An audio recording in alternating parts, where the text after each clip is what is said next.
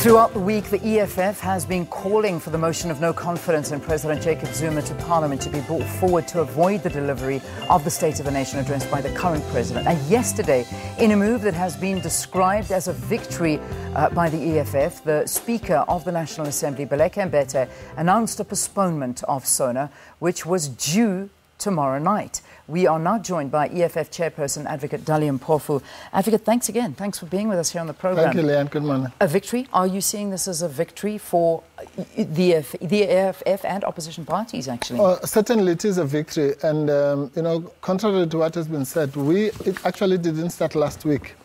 We sent a letter to Baleka Mbete in December already, after the ANC conference, stating that the motion of no confidence that we were contemplating should happen before the SONA.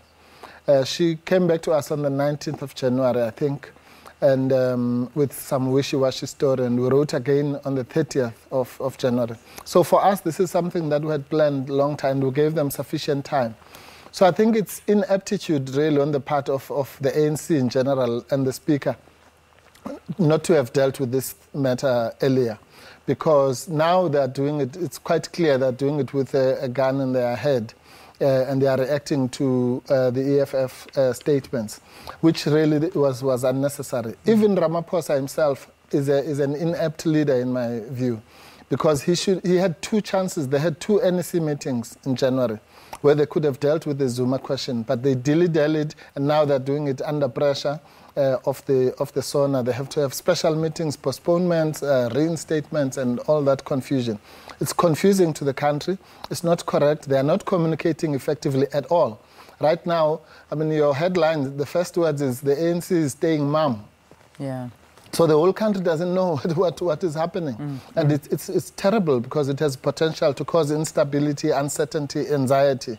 And they can't delay this any further, because now we are worrying, because last night we obviously get wind that the NEC meeting is not happening anymore. We see that negotiations are happening between Ramaphosa and Zuma, but no way forward. And the next NEC meeting is on the 17th and 18th of February. And in this time and the uncertainty among South Africans, that is a long time away. No, it's a long time. It's more than confusing. And yet then you get another message that says the budget speech on the 21st is still going to happen. But SONA sets the budget trend. The SONA sets the budget speech, but also if Zuma is removed, then there has to be another process of electing a new president who's going to deliver the SONA. So it's so simple. The government has access to constitutional lawyers and they know the processes. They should just communicate to South Africans so that people are at ease. Because now this gives room for opportunism and violence to erupt because the uncertainty is just unhealthy. Everybody knows that Zuma is going.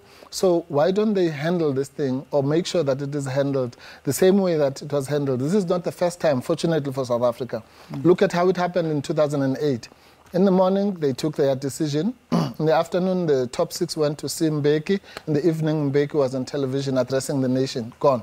It was done. Yeah. This is so messy. Why should Cyril Ramaphosa meet with Zuma for what? Didn't the top six meet with Zuma on Sunday? What else is there to meet about? Yeah.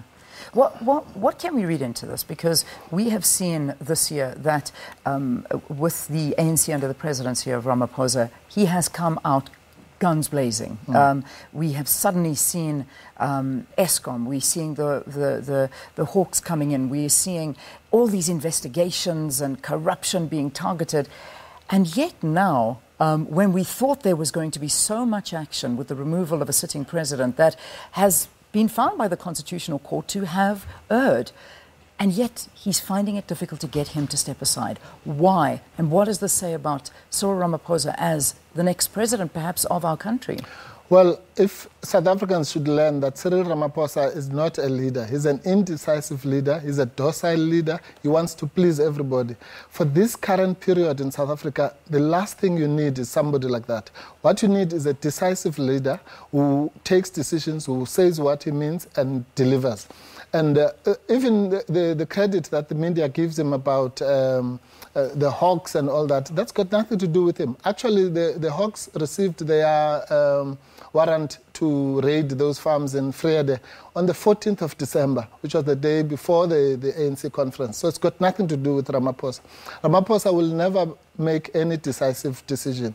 And this dilly-dallying around such a simple issue, when he promised throughout his campaign and afterwards that we're going to deal decisively with corruption, there are going to be consequences. The next thing, so-called dignified exit. For Zuma, really, I mean, that's the biggest insult to South Africans, to want a so-called dignified exit. Let's elaborate more on this dignified exit, because you, of course, are an advocate and you know this very, very well. Yes. Could we see an exit plan for President Jacob Zuma where he will not face any consequences for the charges that are laid against him right now? Could he negotiate protection as he moves on out of office? Is that perhaps what's underway? Yes, I suspect that is what is underway. I mean, I'm told he had tried the trick of saying Zuma should be the deputy president or in the presidency. Yeah. I mean, that's obviously not going to fly. The presidency, of course, denying those statements. Yes, they did. Well, they would.